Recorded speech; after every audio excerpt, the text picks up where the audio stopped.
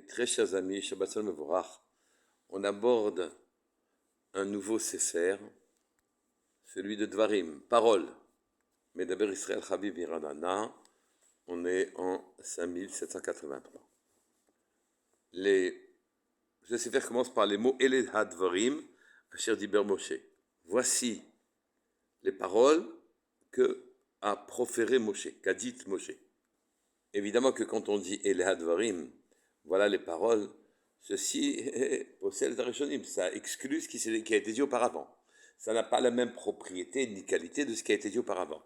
Donc les 4 premiers livres de la Torah ne ressemblent pas au 5e livre, puisque dans le 5e livre, il dit voilà les paroles de Moshe Rabbeinu. Il y a donc dans ce livre quelque chose de très différent de ce qui était dit auparavant. Et le Or HaChaim HaKadosh dit Shehem divrei atzmo. Il les a dit de lui-même, Moshe Rabbeinu. Et il faut comprendre, qu'est-ce que ça veut dire que Moshe Rabbeinu, qui jusqu'ici a été le prophète, le Navi d'Hachem, et qui rapportait les propos du Créateur, qu'est-ce que ça veut dire? Voici ce que lui, de lui-même, a dit. Et il faut comprendre, voici les paroles qui sont sorties de la bouche de Moshe Rabbeinu, par opposition aux paroles précédentes qu'il a dites dans les 4 premiers Sfarim, où là-bas, elles n'ont supporté aucun changement. Pas une lettre n'a manqué. Pas une lettre n'a été ajoutée dans les 4 premiers Sfarim. C'est pas simplement une inspiration divine, c'est que c'est la parole divine qui avait été dite par la boule de Moshe Rabbeinu. Et donc, les 4 premiers Sfarim ont été écrits à la lettre près, rapportés ce que Hachem avait dit à Moshe Rabbeinu. Il n'y a pas le moindre changement dans ce qui a été dit précédemment. Maintenant, ce sont les paroles d'Hachem. Mais qu'est-ce que ça veut dire? Excusez-moi, maintenant c'est les paroles de Moshe Rabbeinu. Mais qu'est-ce que ça veut dire?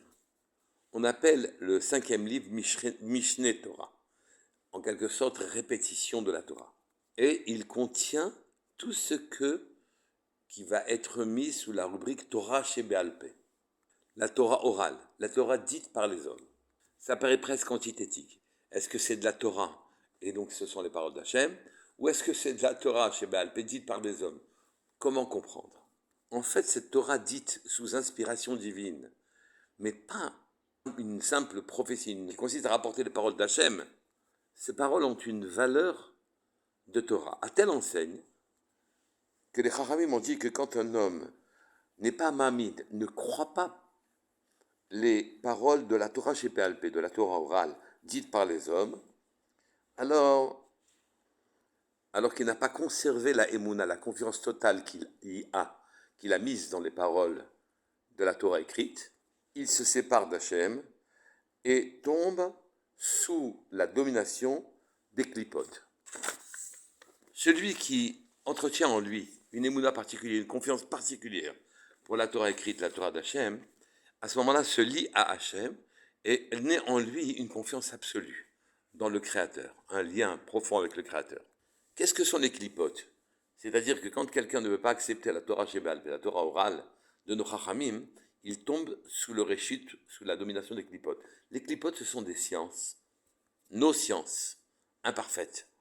Elles valent quelque chose, elles ont des conséquences pratiques, elles nous offrent du confort, elles nous ouvrent des mondes et des possibilités, mais ce sont des puits brisés. C'est ce qui a été rapporté dans Yirmiyahu, dans le Perek-Tet, où là-bas est écrit Oti azvu, mekor chaim.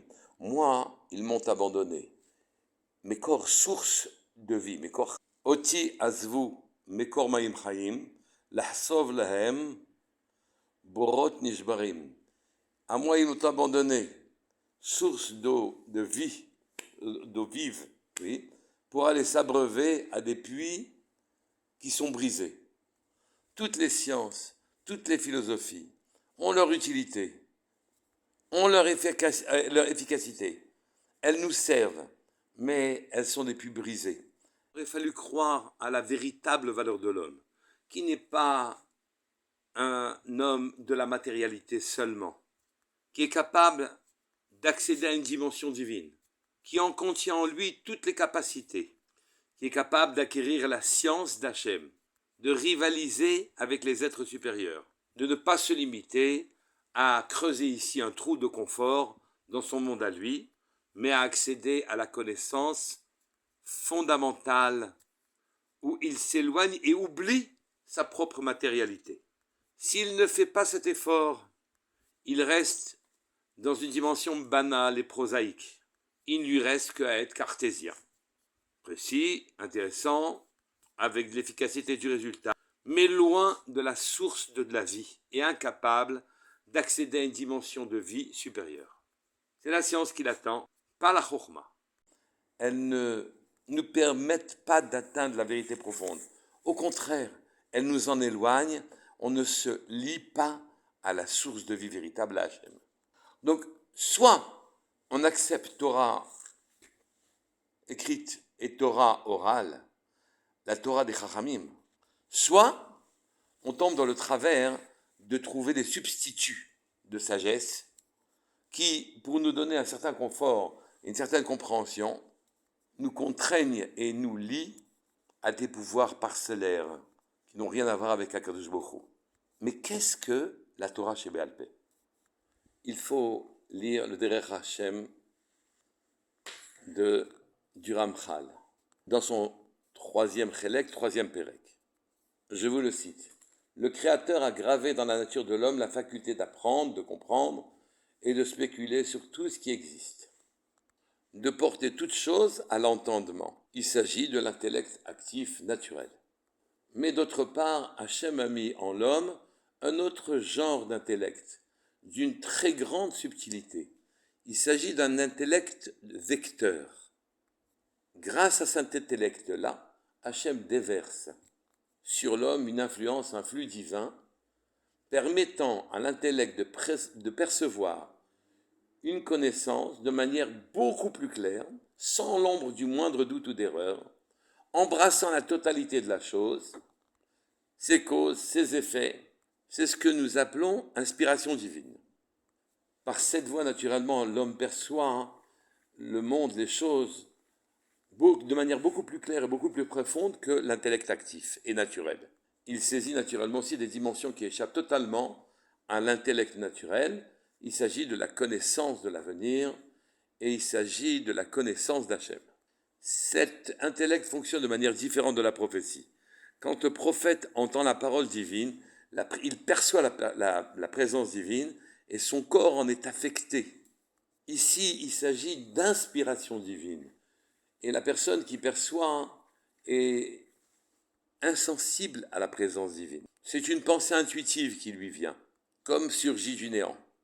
La prophétie est une adhésion à Hachem. L'inspiration divine, qu'on appelle aussi Ruach HaKodesh, Esprit Saint, lui donne accès, sous inspiration divine, à des connaissances qui sont totalement inaccessibles par l'intellect naturel. Sentiment que l'avenir, la route est tracée, le voir clairement. Le sujet reste homme, percevant l'influence, l'intervention, le flux divin, sans percevoir la présence divine elle-même. Il reste homme sur terre. Évidemment que l'expérience prophétique est bien plus puissante et plus riche dans la proximité qu'elle donne avec le Créateur, mais le Ruach HaKodesh, l'inspiration divine, donne accès à une connaissance infuse, une science infuse, dont on sait qu'elle est étrangère à nous, sans pour autant que la pression de la présence divine soit forte et patente. Les Chachamim disent que depuis que fut détruit, la Gemara dit, que depuis que fut détruit le Beit HaMikdash, a été retiré des hommes la névoie, la prophétie, a été retirée des Nevi'im, et elle a été donnée aux Chachamim. Et le Ramban explique que ce que veulent dire ces propos-là, c'est que un Chacham, un tzaddik, peut avoir une vision qui lui donne une information précise sur l'avenir ou sur le présent, plus précise sur le présent. Mais Zaleh Bederech Chochma, ceci s'insère dans une logique, une compréhension humaine, un intellect commun et naturel. L'inspiration divine se manifeste par une intuition subtile qui permet de comprendre la totalité d'un phénomène, qui est à l'origine de la compréhension en quelque sorte. En fait, ceux qui font une différence entre la Torah écrite et la Torah orale, et qui n'accordent pas leur même confiance parfaite à la Torah orale, puisque c'est un homme qui l'a dite, c'est qu'en vérité, ils ne voient pas, ils ne veulent pas accepter la Gdusha, la grandeur de l'homme lui-même, les potentialités spirituelles divines, ou plutôt qui confient au divin qu'il y a dans l'homme. Ils n'acceptent pas ça. Entre les hommes, il n'y a pas de grande différence. Même si c'est un grand sadique, il ne peut pas avoir plus d'intelligibilité que moi. Ou bien, c'est négligeable et c'est dû à une chorma particulière. Mais il n'y a rien de radicalement différent. Ceci est totalement faux.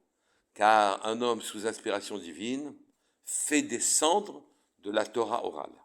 Alors comment passer de l'intellect naturel à l'intellect vecteur de l'inspiration divine? Il faut d'abord savoir qu'elle existe et que des personnes méritantes peuvent en être animées. Il faut aussi avoir accepté Be'emula Shelema, une confiance absolue. Tout ce qu'il y a dans la Torah, écrit dans les Nevi'im, tout ce qui a été écrit dans la Gemara. Regardez ces paroles de Torah orale comme des paroles qui ont une dimension divine. S'appuyer sur elles et leur accorder une confiance absolue. En se frottant au feu de nos Talmidei Chachamim, en tentant de comprendre leurs pensées, en leur ayant demandé préalablement de bien vouloir nous laisser avoir accès à leur savoir, alors on pourra déployer en nous l'aptitude intellectuelle, la seconde aptitude, progressivement, de l'intellect vecteur d'inspiration divine. Mais la Torah ne s'inscrit et ne reste que chez ceux qui sont Mevit et Tasman Baoel, ceux qui se tuent sous l'attente. Qu'est-ce que ça veut dire se tuer sous l'attente? Dans notre monde, nous ne vivons que pour profiter de ce que le monde nous offre. La connaissance est serve. Elle nous sert à profiter et encore profiter. Il n'y a pas de recherche profonde sur ce que nous sommes, ni de recherche de rapport particulier avec le Créateur. La connaissance ne sert qu'à notre confort. Celui qui progressivement détache son intellect de la recherche des profits matériels, des appétits terrestres, qui dédie à cette recherche vigilance, permanence, perspicacité, qui recherche en permanence autre chose que le profit immédiat.